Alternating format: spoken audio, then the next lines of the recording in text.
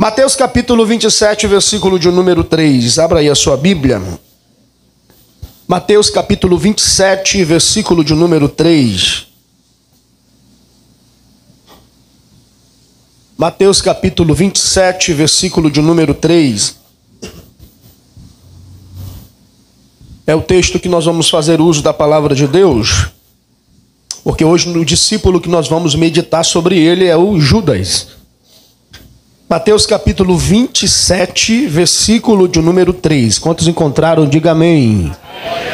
A versão que eu tenho, irmãos, eu vou ler aqui, mas essa versão aqui ela é interessante, eu vou usar bastante ela, tá? Para poder dissertar acerca do assunto, mas diz assim a versão que eu tenho, irmãos. Então Judas, o que o traíra, vendo que fora condenado, trouxe, olha como essa versão diz, arrependido as 30 moedas de prata aos principais sacerdotes e aos anciões, dizendo, pequei traindo sangue inocente.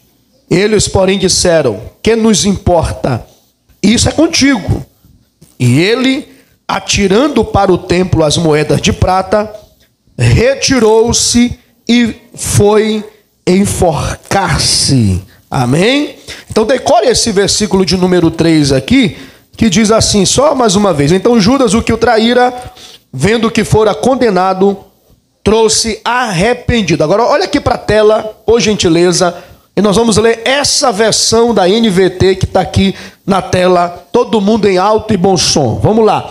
1, 2, 3. Viu que Jesus tinha sido condenado à morte, encheu-se de remorso e devolveu as 30 moedas de prata aos principais sacerdotes e líderes do povo. O que nos chama a atenção aqui é que essa versão, ela traz uma palavra diferente dessa versão. A diferença está onde? Na palavra remorso. Daqui a pouquinho nós vamos entender um pouco sobre isso. Podem vos assentar, glorificando esse Deus que vive e reina para sempre. Enfim, nós chegamos no último discípulo dos 12, o último apóstolo entre os 12, que é Judas Iscariotes. É interessante, meus irmãos, que nós passeamos um pouco sobre o perfil, características, defeitos e aonde podemos aplicar algumas lições desses discípulos em nossas vidas.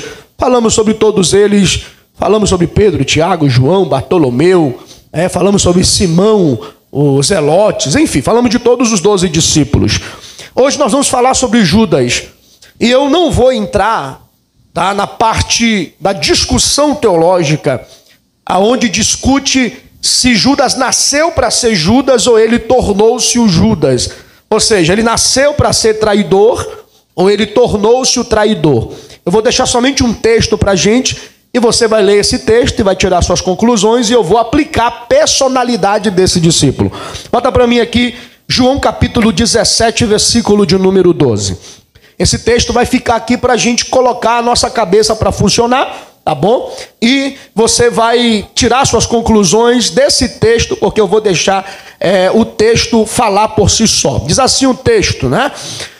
Durante meu tempo aqui com eles, eu protegi com o poder no nome que me deste, eu os guardei de modo que nenhum deles se perdeu, exceto aquele que estava a caminho da destruição, como as Escrituras havia predito. Outra versão vai dizer, nenhum dos que tu me deste se perdeu, a não ser o filho da perdição, para que se cumprisse as Escrituras.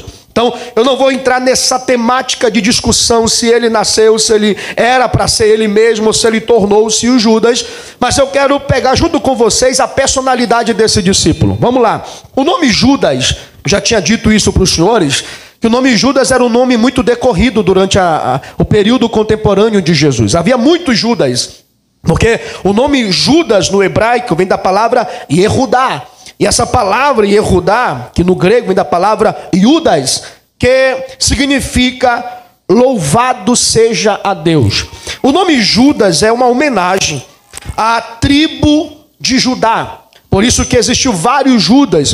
Por exemplo, Judas Tadeu, Judas Tomé, Judas Macabeus, aquele que durante o período interbíblico lutou pela liberdade de Israel da mão do imperador, do rei Antíoco Epífanes, que era um homem notório, e por conta dele havia muitos Judas no período, Judas Barsabás, enfim, eu vou passar aqui a noite todinha falando de vários Judas que durante o ministério de Jesus, ou durante todo o Novo Testamento existia. Esse nome era muito conhecido e, repito, era uma homenagem à tribo de Judá. É interessante que esse Judas, ele é chamado de Judas Iscariotes. Há uma grande discussão sobre o que vem ser essa palavra Judas Iscariotes. Há algumas teses que eu quero conversar com vocês e falar para vocês o que pode significar. Vou começar da mais provável. A mais provável tese que explica o que é o nome Iscariotes é a tese de que era um homem que morava em Quiriote, uma cidade. E é interessante que esse homem, de Quiriote, seria o único discípulo que não era galileu. Porque nós sabemos que quando se falava não são galileus esses homens, Galileia seria o bairro mais pobre, a cidade mais pobre e muito menos desenvolvida do que as outras. Judas não. Judas é da cidade de Quiriote. É a mais provável de todas. Segundo, existe uma outra tese, não muito forte, mas que dizia que Iscariotes viria do nome sicário, que era um grupo de assassinos militantes da época. Eles andavam na cintura com um punhal escondido e tentavam matar todos aqueles que estavam sujeitos ou se agradavam de seguir Roma. Então alguns estudiosos afirmam que ela poderia ser, esse poderia ser a linha que Judas seguia. É pouco provável, por quê? Porque esse grupo chamado de sicários surgiu entre 40 a 50 depois de Cristo. Então é muito posterior à encarnação de Cristo, seu ministério e etc. Há também uma terceira tese de que Iscariotes seria o significado de mentiroso e falso. E isso aqui é muito menos provável ainda, porque ele já se chamava desta forma, mesmo antes de trair o nosso Senhor Jesus Cristo. Então a tese mais forte de todo esse contexto seria: ele era um homem que morava em uma das cidades mais desenvolvidas da época do mundo antigo. Sendo assim, de todos os 12 discípulos de Jesus, ele seria o mais bem preparado de todos eles. Por que o senhor diz isso, pastor? A maioria dos estudiosos vê em Judas como aquele que era mais preparado, o que tinha mais educação, o que tinha mais formação e que teria mais condições de exercer liderança entre os 12 discípulos. Por quê? Primeiro, repito, ele não era galileu. Então, se ele era da cidade de Quiriotes, ele era uma cidade bem desenvolvida, então talvez esse Judas seria um dos mais letrados de todos os discípulos. Então, se nós colocássemos em uma balança a formação, a instrução, a educação e o conhecimento, Judas seria o mais bem preparado de todos os discípulos. Segundo, além do mais, esse discípulo, ele era tesoureiro de Jesus. Em João no capítulo 12, versículo 6, diz que ele tinha a bolsa da oferta. E você já viu a gente colocar a responsabilidade de ser tesoureiro na mão de qualquer pessoa que não pudesse contar ou organizar a parte financeira? Então, se ele era tesoureiro de Jesus, mostra que ele era competente, disciplinado e provavelmente muito instruído para lidar com finanças. Por exemplo, os outros tinham pescadores, ou seja, galileus. Mas o Judas aqui, os Iscariotes, seria alguém que tinha organização para lidar com as finanças. Terceiro ponto que pode nos mostrar que Judas poderia ser o mais bem preparado de todos os discípulos é que ninguém desconfiava dele. Não estava escrito na personalidade ou na testa de Judas que ele seria o traidor. Pelo contrário, quando Jesus estava na mesa e diz assim, o que está aqui vai me trair. O que os discípulos fizeram? Olharam para o outro e falaram o quê? Porventura sou eu? Será que é eu? Será que é eu? E quando João estava inclinado a sua cabeça no peito de Jesus e Pedro viu isso, Pedro pergunta assim, pergunta quem é? Ora, se Judas fosse já demonstrando a sua falsidade, sua personalidade complicada, todo mundo já haveria de notar, só pode ser Judas. Pelo contrário, se tem um dos 12 discípulos que ninguém desconfiava dele, era Judas. Por quê? Porque Judas, ele apresentava equilíbrio, uma boa aparência física, uma postura de alguém sério, uma habilidade social para trabalhar com finanças, e outra, ele tinha uma capacidade de camuflar as suas fraquezas. Ou seja, ele não demonstrava que ele era o traidor. Sabe o que é interessante? É que, quarto, esse Judas, ele era extremamente estratégico e politizado. Por exemplo, em Mateus 26, do versículo 14 ao 16, ele vai conversar com os líderes religiosos para entregar Jesus. Ora, conversar com o sacerdote, botar preço, negociar o lugar da entrega, a forma que ele iria trair Jesus com um beijo, nos mostra aqui que ele era um bom negociador. Ele tinha também, com toda certeza, alguém que entendia o sistema religioso da época. Ele sabia calcular valores que poderia beneficiar a si mesmo. Ele cria oportunidades para poder se dar bem. E isso nos revela habilidade política, negociação, uma leitura social, uma frieza racional, e nenhum outro discípulo demonstrava essas características. E sabe o que é interessante? Quinto, Judas também conhecia profundamente o anseio messiânico, e por isso que ele vai seguir Jesus. Por quê? Porque o fato de Judas seguir Jesus não foi algo porque ele amava a espiritualidade, é porque ele enxergava em Jesus o líder político que libertaria Israel, e ele poderia se dar muito bem fazendo parte da liderança que iria trazer um reino político, militar, e que haveria de libertar Jerusalém ou Israel das mãos dos romanos. Quem me entende até aqui, diga amém. Mas sabe o que é interessante? Falar de Judas é falar de alguém que a gente precisa pontuar algumas características desse discípulo. Primeiro, Jesus escolheu ele. É interessante que a gente se assusta quando lê a Bíblia, e em toda a relação que aparece os discípulos, sempre Judas é o último a ser citado. A relação vai acontecer. Simão, chamado Pedro, André, Tiago, filho de Zebedeu, João, seu irmão, Bartolomeu, Tomé, Mateus, o publicano, Tiago, filho de Alfeu, Lebeu, apelidado de Tadeu, Simão, o cananita, e Judas Iscariotes, aquele que o traiu. Sempre ele é apresentado por último. E quando a Bíblia diz que Jesus escolhe Judas, Judas teve todas as oportunidades que todos os outros discípulos tiveram. Ele fez parte da relação. Ele sentou na mesa da ceia com Jesus. Ele viu os milagres que Jesus fez.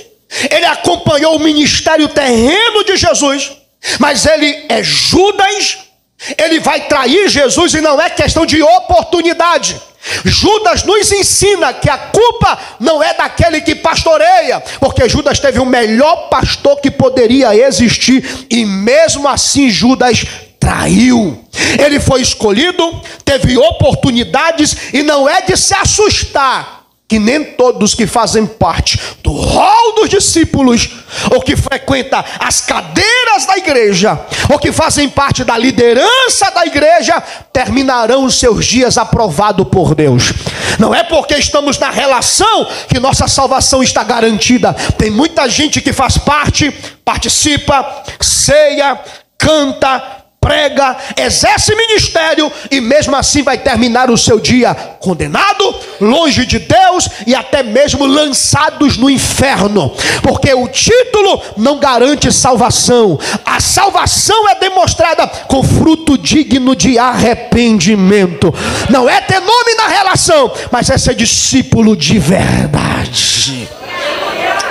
Olha para o irmão do lado, diga assim para ele, só para ele mudar a cara, tá me olhando assustado, quem sabe nunca ouviu falar sobre Judas. Você não vai chamar ele de Judas, pelo amor de Deus, tá? Mas você vai olhar para ele agora e vai dizer assim, ó: o mais importante do que ter o nome na lista é ser discípulo de verdade. Diga, não adianta frequentar, fala, participar. Diga cultuar. Se não for salvo de verdade. Diga, a melhor coisa é ter o nome escrito no livro da vida. Cadê os salvos? Estão aqui nesse culto nessa noite. Então ele foi escolhido por Jesus. E é interessante que Jesus não escolheu ele por sorteio. Ele orou a noite toda para poder chamar a relação dos discípulos. Ele faz parte da relação. E ele está dentro desse compêndio dos primeiros apóstolos. Segundo, esse Judas nos ensina que ele conviveu com Jesus, mas nunca amou Jesus de verdade. Sabe o que é interessante? É que Jesus, no capítulo 6, versículo 70 ao 71 de João, diz assim: e respondeu-lhe Jesus: não vos escolhi a vós os 12? Olha o que Cristo fala: e um de vós é um diabo. Ou seja, a palavra diabo aqui é adversário. Ele estava na relação, ele andava com os discípulos, ele era discípulo, conviveu com Jesus, mas no fim da trajetória se mostrou alguém que nunca amou a missão de Jesus e nem a pessoa de Jesus de verdade. Nós não podemos seguir Jesus pelo cargo. Na realidade, Judas, ele é o discípulo que seguiu Jesus com intenções erradas. A esperança de Judas era totalmente contrária daquilo que os céus esperam. Que possamos decidir escolher a Cristo, não por aquilo que o Evangelho pode me beneficiar, mas eu tenho que seguir a Cristo por aquilo que Ele é. Amar a Cristo por aquilo que Cristo é. Ele não, ele era um diabo, como Jesus falou: eu escolhi 12, mas um é o diabo. Ele nunca amou Jesus de verdade. E eu chamo a sua atenção para uma frase de aplicação para a sua vida. Será que nós seguimos Jesus porque o amamos de verdade? Ou nós só estamos na igreja porque eu sou participante, eu sou fã de um culto, eu me sinto bem numa igreja, eu gosto de seguir uma igreja, mas acima de tudo, será que amamos a Cristo de verdade? Ele andou com Jesus, mas nunca amou Jesus verdadeiramente. E está cheio de crentes assim na igreja, que cantam: te louvarei, não importam as circunstâncias, mas na primeira prova que vem, abandona Jesus e vira as costas para ele. Amar Jesus é aquilo que nos garante o discipulado, porque eu amo que eu vou seguir a ele até o último dia da minha vida. Quem ama Jesus aqui nessa noite, dá um glória para ele nesse lugar. Outra coisa interessante sobre Judas, nós conseguimos apontar como algumas características importantes, é que Judas, ele é o discípulo que tem aparência de discípulo, mas ele não é transformado em discípulo. Vou repetir: ele é discípulo, é entre os 12, mas a Bíblia diz que ele nunca foi transformado pela mensagem do Evangelho. Existe muita gente que frequenta, participa, mas nunca nasceu de novo. Jesus um dia olhou para Nicodemos, capítulo 3 de João, e disse assim: se tu não nascer de novo, tu não podes ver o reino do céu. Nascer de novo é um dos aspectos principais da salvação. Deus não quer que sejamos apenas participantes. O Evangelho tem que transformar a minha vida em discípulo de Jesus. Esse homem andou com Jesus, teve uma aparência de discípulo, mas nunca foi transformado. Por quê?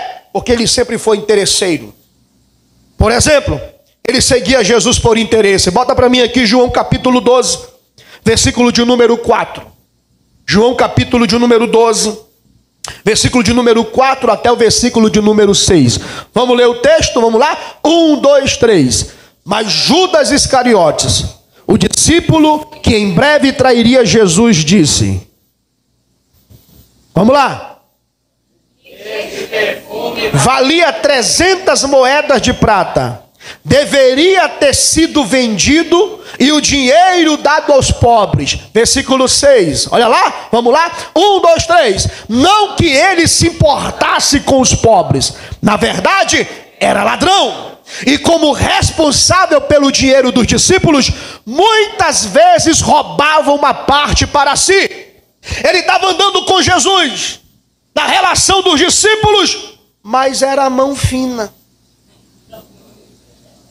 Ele tinha bolsa, mas ele botava e pegava a parte para ele. Andou com Jesus. E é interessante que isso aqui é muito forte. Por quê? Porque você observa que todo avarento, ele questiona para ajudar os pobres, mas não ajuda os pobres. Quer um exemplo? Não dizima na igreja e fala, não, dízimo é dar para os pobres. Tu já deu alguma coisa para o pobre? Não, é só porque é avarento. É só porque ama dinheiro. Porque esse cabra andou com Jesus 3 anos e meio. E o texto bíblico diz, ele continuava ladrão, roubava, metia a mão lá na bolsa e tirava a parte para si. Irmão, isso aqui me assusta. É bem verdade que Pedro, quando seguiu Jesus, era afoito, cabeça dura, estava com a peixeira. Mas você percebe a transformação de Pedro. Quando você olha para Atos dos Apóstolos, Pedro prega e o evangelho sendo pregado, 3.000 almas se convertem, é um dos maiores líderes da igreja, porque o evangelho transforma. É possível alguém andar com Jesus e continuar desse jeito? Ele era ladrão, não queria mudar, não mudava, porque ele seguia Jesus por interesse. Eu estou com Jesus porque eu boto a mão no dinheiro. E quantos discípulos de Jesus seguem a Cristo por interesse mundano? Tem gente que vem para a igreja para ser rico, vem para a igreja atrás de bênção, vem para a igreja por aquilo que Jesus dá e não por aquilo que ele é. Na realidade, o discípulo de Jesus nega a si mesmo, toma a cruz e segue Jesus. Discipulado não é o me beneficiar. Discipulado é se acender a fogueira. Eu vou cantando, eu morro queimado, mas eu não nego o meu Deus. Se me colocar na arena de leões, eu vou cantando o hino da vitória, mas eu não nego Jesus. Gente interesseira, o primeiro manjar que o diabo traz, troca Jesus para benefício próprio. E está cheio de gente assim, aonde carrega em si apenas o interesse de seguir Jesus. Na realidade, seguir a Cristo deve ser uma decisão a qual eu nunca precise segui-lo por benefícios, por aquilo que pode me trazer benefícios mundanos. Pelo contrário, a Bíblia diz, aquele que amar a sua vida mais do que a mim perdê-la. Discipulado é perda, discipulado é renúncia, discipulado dói. Mas ele não tinha bolsa e botava a mão na bolsa. Não mudou, não mostrava transformação. Que mais? Esse Judas, ele servia o ministério, mas não servia ao mestre. Sabe o que é interessante, pastor Júlio? É que esse Judas, ele trabalhava, ele era discípulo. Em João capítulo 13, versículo de número 29, nesse contexto da bolsa, ele é o tesoureiro. E sabe o que me chama a atenção? Bota aqui para mim, 13 versículo 29, olha aqui, ó. E Judas era o tesoureiro, e alguns imaginavam que Jesus tinha mandado que ele fosse comprar o necessário para a festa. Lembra da mesa? Jesus fala assim, aquele que eu botar um bocado comigo é o que vai me trair. Judas vai, ele olha para Judas e fala o quê? Faz depressa o que tu tem que fazer. Aí quando os discípulos viram Jesus falando isso para Judas, disseram, não, ele mandou como todas as vezes ele comprar o que é necessário. Porque Judas é tesoureiro, está trabalhando, ele é auxiliar de Jesus, ele acompanha o ministério, ele faz parte do ministério, ele exerce função no ministério, mas não é discípulo. E está cheio de gente com função, mas que não é discípulo de verdade. Eu amo esse silêncio. Vocês me olhando com essa cara é tão maravilhoso, porque tem que pensar no que eu estou pregando nessa noite. Sabe o que é interessante? É que tem muita gente, uma briga por credencial, né? Uma briga por título. Não, porque se não botar uma cadeira para mim, eu não vou. Ah, porque é minha carteira. Que é título, discípulo não valoriza a função. Ele ama Cristo acima de sua própria vida. Deus te chama para ser discípulo. Pergunta do irmão, diga assim para ele, você é discípulo de Jesus? Diga, você ama Jesus de verdade? Mexa com ele, mexe com ele. Diga, você segue Jesus de verdade? Ou você é apenas o obreiro que não serve? Serve o ministério, mas não serve o mestre. Deus me chamou primeiro para ser servo de Jesus. Eu sou pastor, mas eu sirvo, eu sou servo, eu continuarei servo. Cadê o servo de Jesus aqui? Olha aqui, quinta coisa interessante. é que esse Judas, ele é camuflado, ele tenta esconder quem ele é de verdade. Olha aqui, capítulo 13, versículo 22, diz assim: então os discípulos olharam uns para os outros, duvidando de quem ele falava. Repito, ninguém imaginava que ele era o traidor. Tem gente que é tão camuflado que quando você vê, quando as unhas aparecem, aí você fala: meu Deus, aquele anjinho.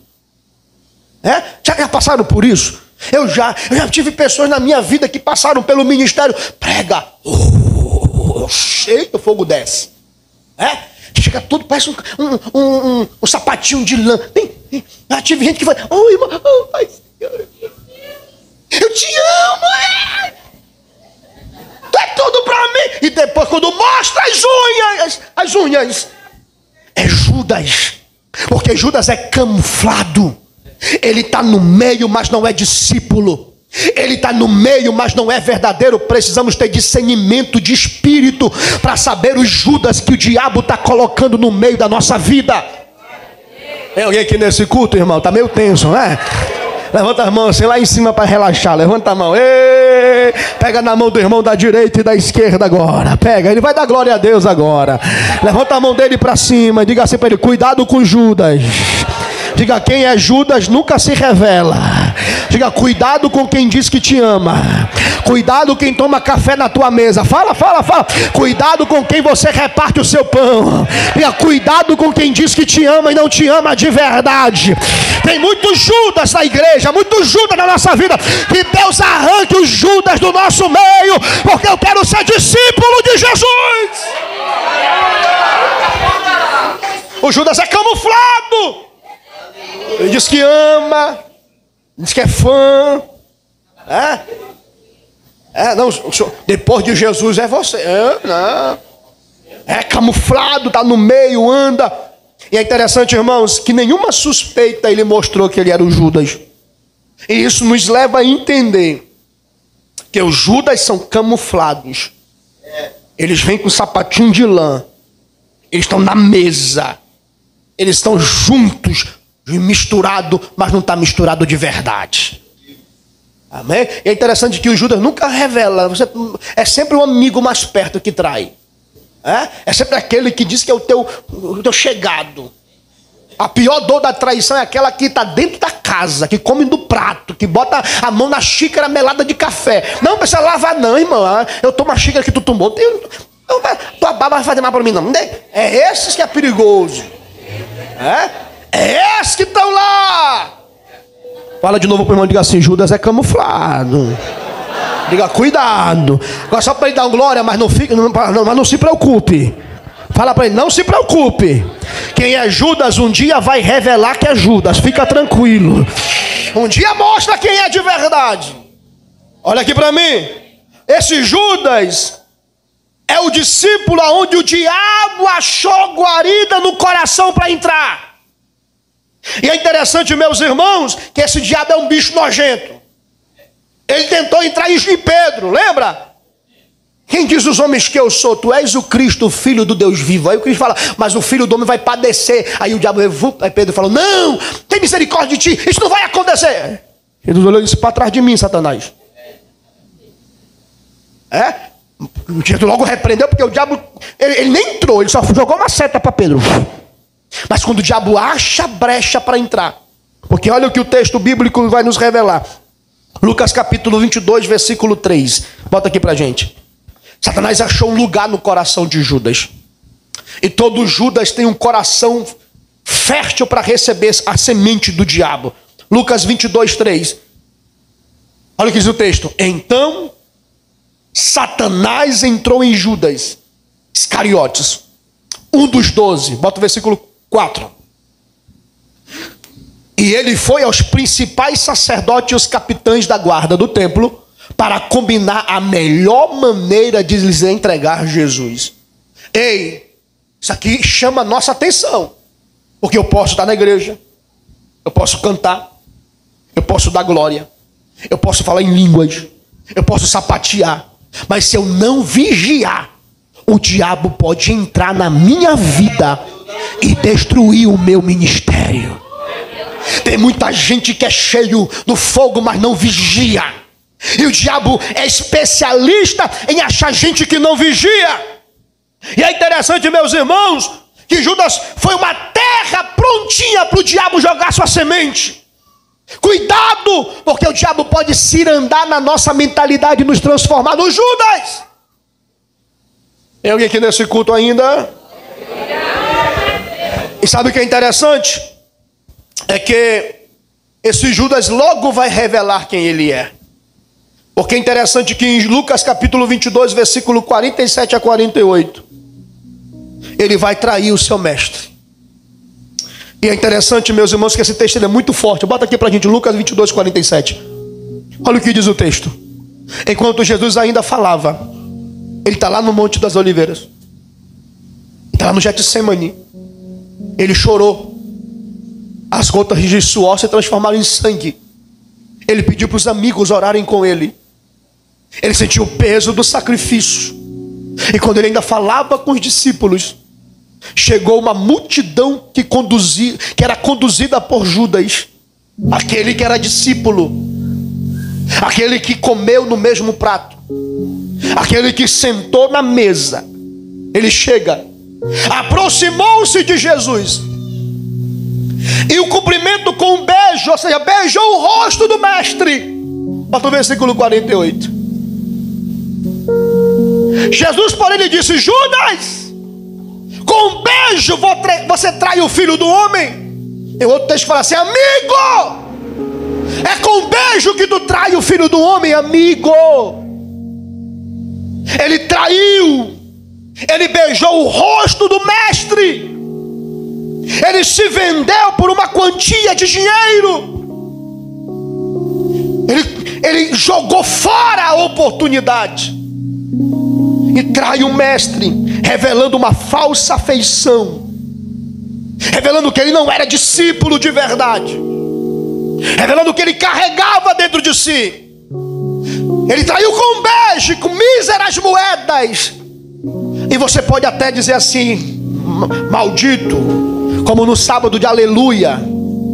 Agora está com menos, tá muito menos a tradição. Mas antigamente, no sábado de aleluia, você acordava de manhã, tinha um monte de boneco amarrado no poste, escrito Judas. Aí quando o menino via, derrubava e chutava o boneco. Traidor!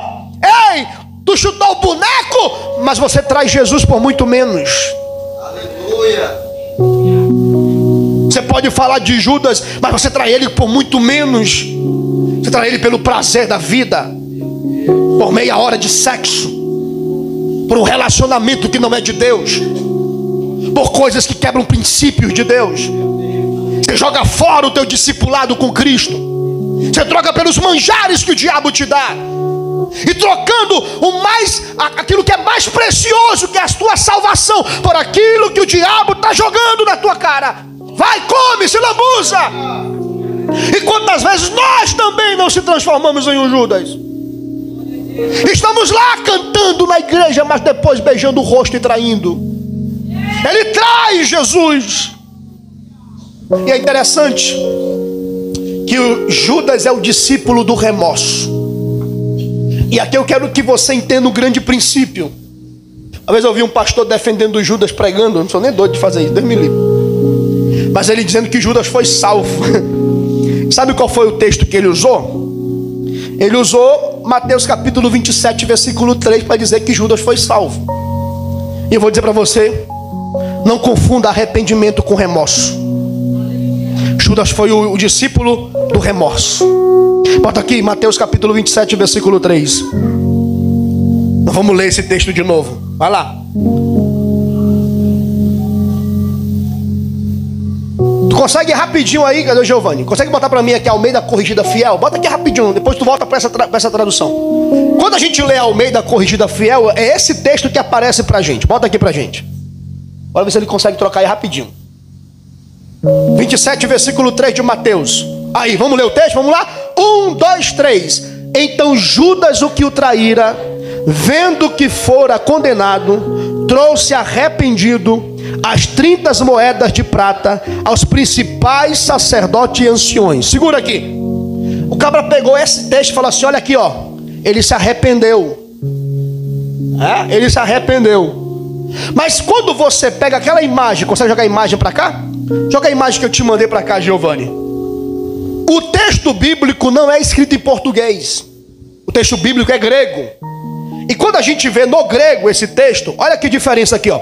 A palavra arrependeu-se aqui vem da palavra metameletes. A palavra arrependimento é a palavra metanoia. Aí o texto aqui não diz que ele se arrependeu. O texto diz que houve remorso no coração de Judas. Pesou, a culpa pesou, mas não houve arrependimento. Entenda algo, deixa essa palavra aí. A palavra remorso no original, que é essa palavra metamelomai, ela significa o quê?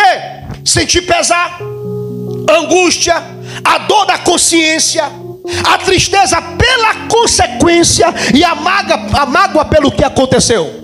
Remorso é emocional, ele não é espiritual. O remorso ele é caracterizado como: eu choro, mas não mudo. Eu soluço, mas eu não quero deixar aquilo que eu faço. Não confunda remorso com arrependimento.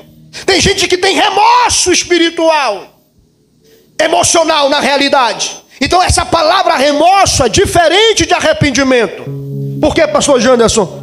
Judas sentiu culpa, mas ele não voltou-se para Deus.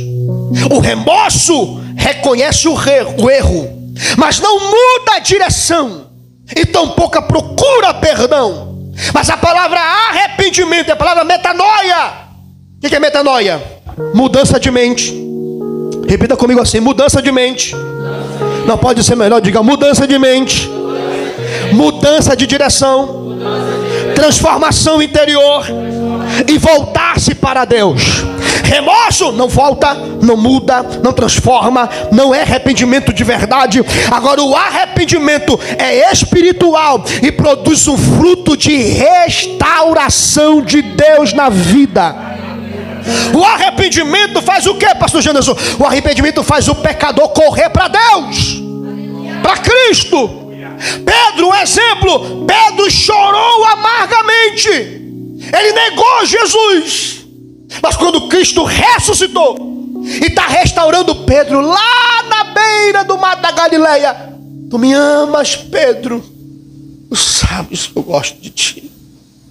Porque o arrependimento ele muda, ele traz para perto de Deus. E sabe o que é interessante? O remorso ele olha para o erro, o arrependimento olha para Cristo. Tem alguém aqui nesse culto ainda? Judas chorou o pecado, mas Pedro foi com o Salvador na restauração. A culpa te esmaga, ei!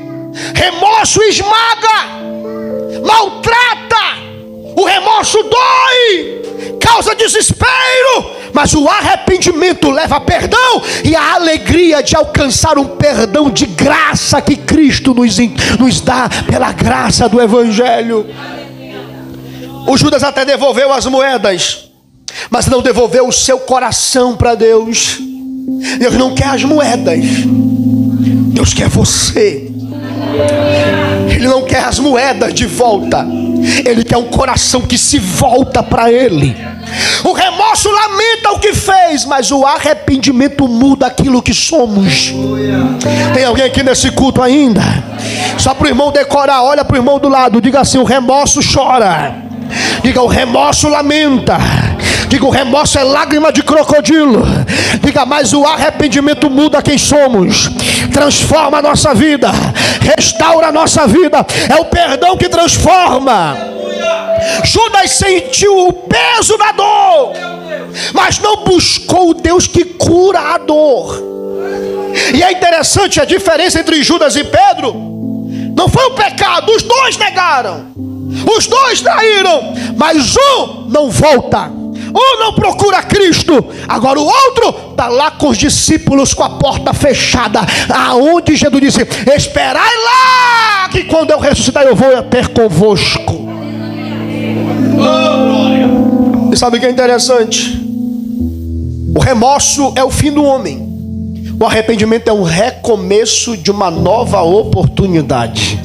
Não, isso aqui eu vou repetir. O remorso é o fim, mas o arrependimento é um recomeço de uma oportunidade que Deus está nos dando de novo.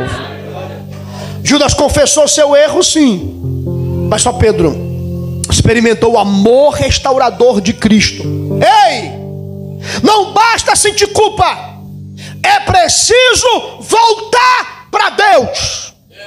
O remorso te prende ao passado. Talvez se alguém quer adorar a Deus com remorso, o passado está lá, o diabo joga na cara. Agora, arrependimento te abre para o futuro de restauração. Deus é um Deus de oportunidade, de recomeço. As lágrimas de Judas não mudaram a sua história, mas as lágrimas de Pedro mudaram ele. Sabe o que me chama a atenção?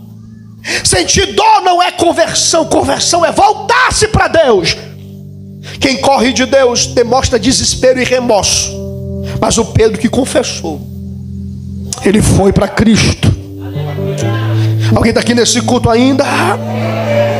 Olha para o irmão do lado e diga assim: não confunda remorso com arrependimento. Fala para ele: errar é humano. Diga: meu Deus é misericordioso. Diga: não te entrega nessa queda. Fala para alguém, diga assim: é tempo de se levantar. Não, fala para ele, diga assim: Deus é Deus de restauração. Deus é o Deus que pode mudar a tua história. Todos os dias que o sol nasce é Deus dizendo: eu te dou uma nova oportunidade de recomeço. Eu sou misericordioso. Não deixe o remorso pôr um fim na sua vida. O arrependimento tem que ser genuíno. Agora, sabe qual foi a diferença? É que Judas não esperou o domingo de manhã. Se ele esperasse até domingo de manhã. Ele não esperou domingo de manhã. O texto bíblico diz que ele foi se enforcar. E sabe o que é interessante? Que me chama a atenção nesse texto?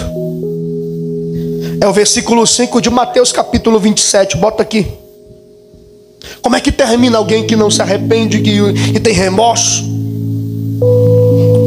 Olha o versículo de número 5. Diz assim: e ele, atirando para o templo as moedas de prata, retirou-se e foi se enforcar. Ele joga as moedas, e o remorso, a culpabilidade, aquele pensamento de remorso, não de mudança, ele joga as moedas e vai fazer o quê? Se enforcar. Como é que Judas morreu? Atos capítulo 1, versículo 18. Bota aqui para mim. Você vai entender hoje como é que Judas morreu. Eu falei de todos os discípulos, como eles morreram, as missões que eles fizeram. Mas olha como é que Judas terminou o seu dia. Volta, tá bom aí, vamos lá. Bota o versículo de número, desde o 17. Bota o 17 aqui, vai lá, pra gente entender o contexto. Bota o 16. Vamos lá. Vamos lá, 1, 2, 3. Homens, irmãos, convinha que se cumprisse a escritura que o Espírito Santo predisse pela boca de Davi acerca de Judas, que foi o guia daqueles que prenderam Jesus, porque foi contado conosco. Ele fazia parte do ministério e alcançou sorte nesse ministério. Ele fez parte, ele provou, esteve entre nós. Olha aqui: ora, este adquiriu um campo como galardão da iniquidade. Ei, esse dinheiro é de sangue. Então dá para o campo, faz uma sepultura, faz um campo de sangue. E olha aqui, ele foi se enforcar. Mas esse texto diz que quando ele foi se enforcar, eu não sei se foi o galho que quebrou ou a corda que arrebentou, mas olha como é que ele morreu. Ele arrebentou pelo meio e todas as suas entranhas se derramaram. Bota a NVT aí, só para eles observarem como uma tradução, a NVT é uma tradução mais dinâmica. Ela traz ali, não o original, mas traz o sentido real. Olha o que diz o texto na NVT. Bota a NVT aqui. Isso aqui é instrução para a nossa vida, gente. Isso aqui, olha o que diz o texto lá, a parte final, ó. Ao cair ali de cabeça, seu corpo se partiu ao meio e seus intestinos se derramaram. Ou seja, Judas morreu com seu ventre aberto, seu intestino jogado ao chão, porque remorso não restaura. Um apóstolo que andou com Jesus, fez parte do ministério, mas terminou reprovado. Aí Jesus vai orar no capítulo 17 de João: Pai, nenhum do que tu me deste se perdeu, a não ser o filho da perdição. Porque Jesus vai atrás de todos, porque Ele é um Deus de oportunidade. E eu estou aqui declarando para você: você entrou aqui nessa porta porque o nosso Deus é Deus de oportunidade. Deus não te escolheu para você terminar com as suas entranhas derramadas. A tua história não pode terminar como a história de Judas. Nós temos que seguir o exemplo dos 11 que alcançaram nações, que fizeram obras, que alcançaram vidas. A palavra que eu trouxe para os senhores é: não deixa a tua história terminar manchada pelo remorso. Abrace a oportunidade que Deus está te dando. O Deus que nós servimos é um Deus de recomeço. Ei, se você caiu, Deus é um Deus de oportunidade. Deus é um Deus de oportunidade.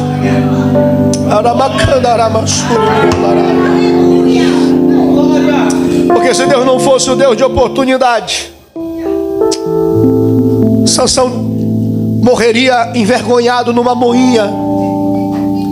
Mas no seu último momento, Sansão disse: Senhor, me dá uma nova oportunidade. Deus deu uma nova oportunidade. Deus é um Deus de recomeço. Davi adulterou, mas foi restaurado por Deus. Deus é um Deus de oportunidade. Pedro negou, mas foi restaurado por Cristo.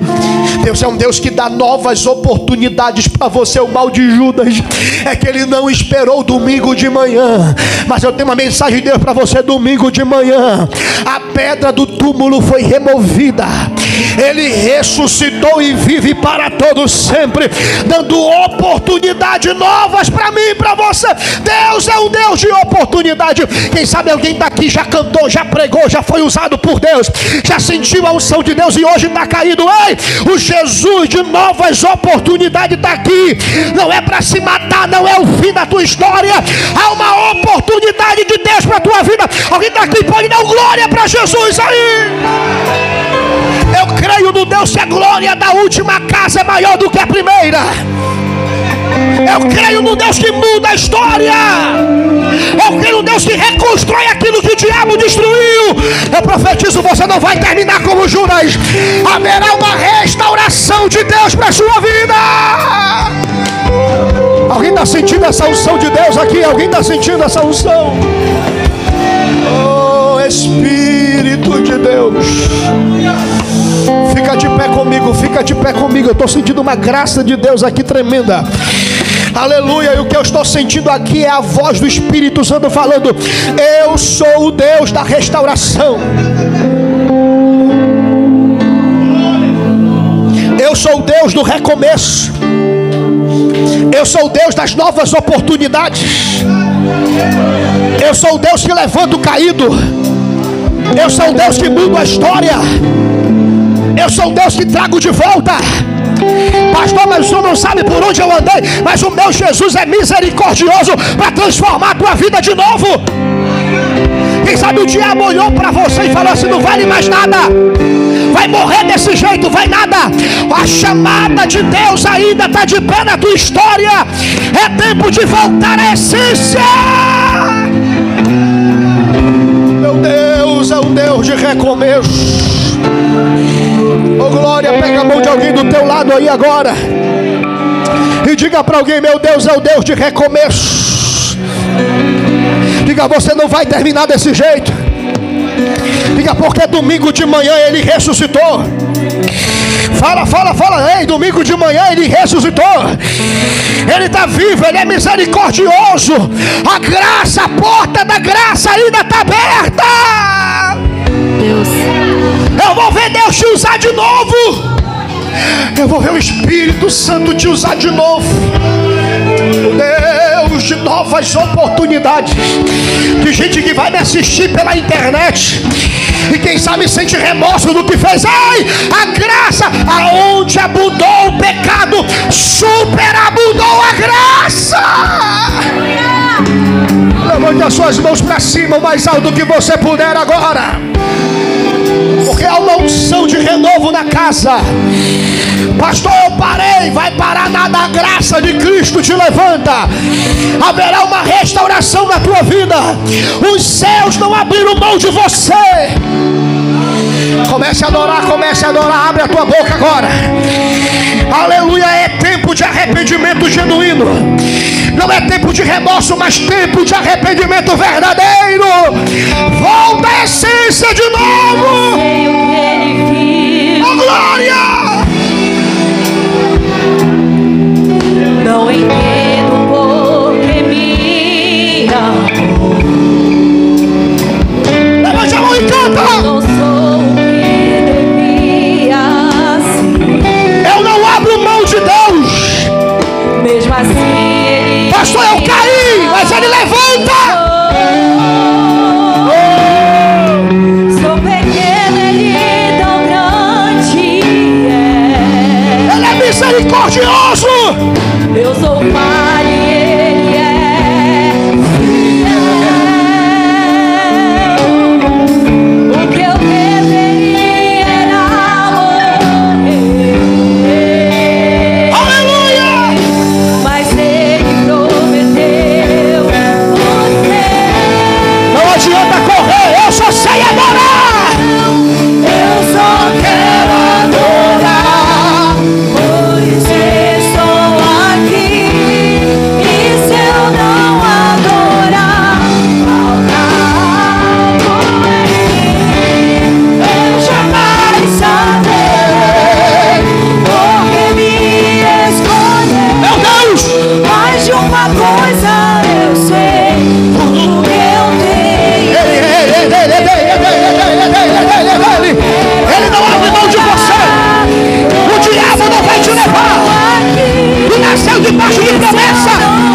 A promessa ainda está de pé. Algo em mim eu jamais saberei, porque me escolheu. Mais de uma coisa eu sei, tudo que eu tenho ele me deu. Levanta as duas mãos lá em cima. Porque o diabo já tinha decretado falência. O diabo tinha dito vai morrer desse jeito. O diabo já tinha dito vai morrer nas drogas. O diabo tinha dito vai morrer desse jeito. Mas a graça de Cristo essa noite diz: eu te levanto, te restauro, eu mudo a tua história. É hora de voltar à essência. Recebe essa restauração de Deus na tua vida aí. Oh, glória! Meu Deus! Sou pequeno e tão grande é. Oh! Eu sou falho e ele é fiel. O que eu deveria era morrer. Cadê os restaurados por Deus aqui? Mas ele me prometeu. Eita! Você. Cadê você, cante? Eita! Eu só quero adorar. E se eu não adorar, falta algo em mim. Eu jamais saberei. Me escolheu. Mais de uma coisa eu sei, tudo que eu tenho ele me deu. O coro, a igreja, vai! Adorar, por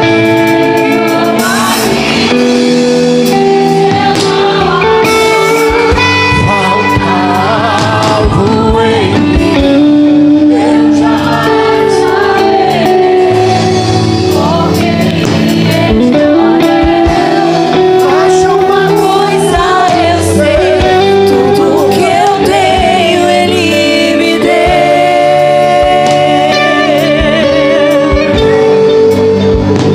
Oh, Espírito Santo, eu sei que às vezes a gente te trai com palavras. Às vezes nós traímos o Senhor com coisas tão banais. Mas o domingo de manhã trouxe restauração. O domingo de manhã trouxe nova oportunidade. Você que entrou aqui nesta igreja e você sabe que precisa de um novo tempo na sua vida, de um novo tempo na tua chamada. Quem sabe você olha para trás e fala assim: pastor, eu errei contra Deus. Mas a graça de Deus, ela é perdoadora. Ele te perdoa. O único pecado que não tem perdão é a blasfêmia contra o Espírito Santo. Deus é um Deus de oportunidade. E se você entrou por essa porta, ei, um dia você já experimentou a presença dele. Um dia você sentiu a alegria da mesa de Jesus. E quem sabe você está dentro de um buraco que não consegue mais sair. A graça te chama. Não é tempo de desistir da vida. O teu nome não vai sair na notícia enforcado. Você não vai se suicidar coisa nenhuma. O diabo não vai levar a tua casa. Você nasceu com o propósito de Deus. E é noite de voltar à essência de novo. Sai da onde você estiver agora e volta para Jesus hoje. Hoje. Não é amanhã, é hoje. Se há alguém essa noite, eu chamo duas pessoas. Aqueles que estão afastados e querem se reconciliar. Sai do teu lugar agora e corre aqui para frente. Ele te chama. Corre aqui para frente. O segundo grupo de pessoas são os dos Pedros, que pode até ter negado um dia, mas a restauração diz: apacenta as minhas ovelhas. Eu te chamei, a chamada ainda está de pé. Pastor, eu não sou aquilo que um dia eu fui. Vai ser melhor. Sai do teu lugar e corre aqui na frente. Pastor, eu quero ser restaurado. Eu quero viver um novo tempo na minha vida. Eu sou crente, mas eu preciso de um renovo. Sai do teu lugar e corre aqui na frente agora. Deus não falou com as cadeiras, Deus falou com pessoas. Não é remorso, é recomeço, é arrependimento, é mudança de vida. Há alguém essa noite para Jesus? Há alguém essa noite que foi tocado por essa palavra? Não há ninguém? Olha aí. Aonde está a segunda pessoa? Aonde está a segunda pessoa? Isso. A segunda pessoa. Corre para Jesus.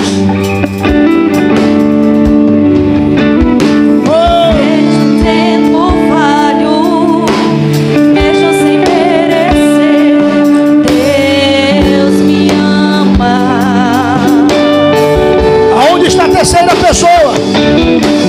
A terceira pessoa. Uma missionária aqui, uma missionária aqui. Venha. A terceira pessoa, onde é que está?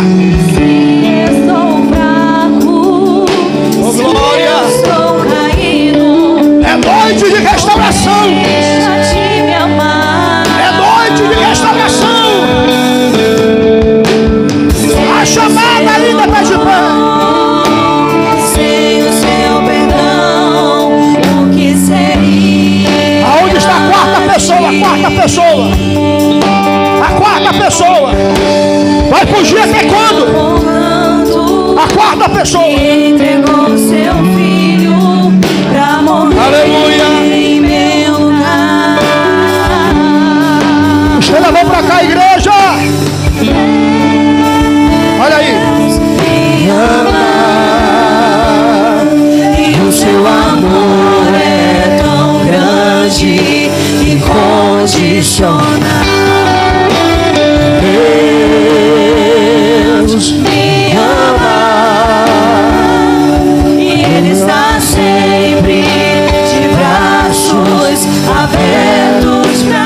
Faz um barulho.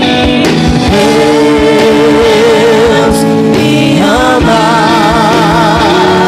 e o seu amor é tão grande, incondicional. Ele te ama. Deus te ama